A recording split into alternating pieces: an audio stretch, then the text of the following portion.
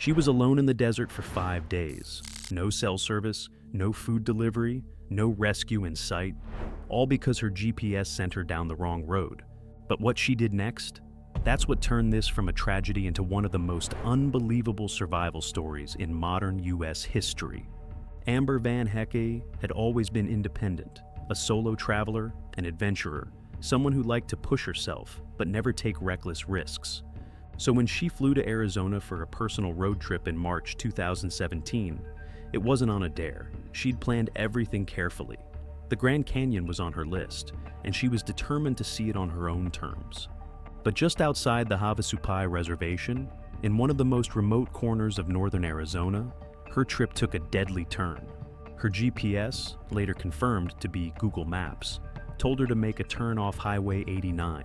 No warnings, no signs saying no access, just a dirt road that looked passable enough. So, she followed the instructions.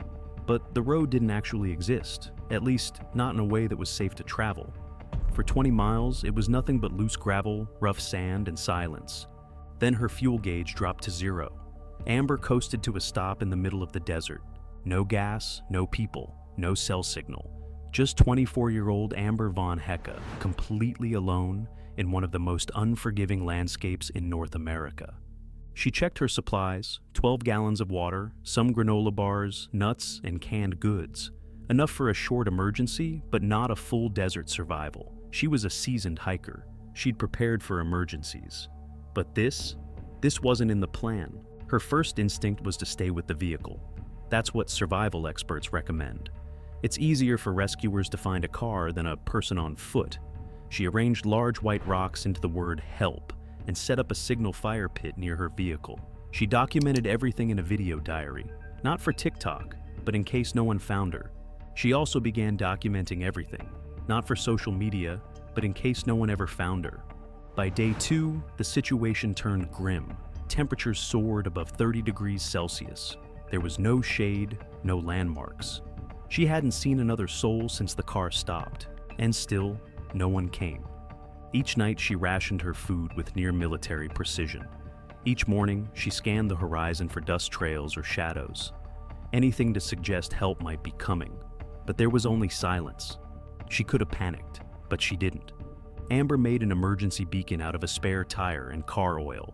She read pages from a nutrition textbook by headlamp and solved math problems aloud. Anything to keep her brain sharp in the isolation. Not for fun, but to stay sane. On day 5, her calculations told her the food wouldn't last much longer.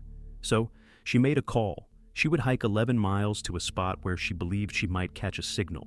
Before leaving, she left a handwritten note in the car, explaining where she was going, hoping rescuers might find it if she didn't make it back. She hiked for hours, fighting heat and exhaustion, until, miraculously, a single bar appeared on her phone. She dialed 911. The call dropped, but it was just enough. Arizona DPS traced her phone's last location and launched a helicopter search. Hours later, the pilot spotted her car, and shortly after, Amber herself, waving weakly from the desert floor. Quick break. We make videos about real stories that sound made up. From survival to strange, true events. If it actually happened and it's unbelievable, we cover it. So, if you're into that, hit subscribe. It helps more than you know. Alright, let's get back to the video. Amber was airlifted to Flagstaff Medical Center. Despite 5 days in the desert sun, she had no serious injuries, just dehydration, a few blisters, and a sunburn. Doctors were stunned. She told reporters afterward that she wasn't mad at the GPS. She just wanted to warn people that technology isn't foolproof. "I did what I had to do," she said. "I didn't think I was going to die. I just thought, what's the smartest way out?" Her story exploded across national media. But for survival experts, the real message wasn't about luck. It was about calm thinking.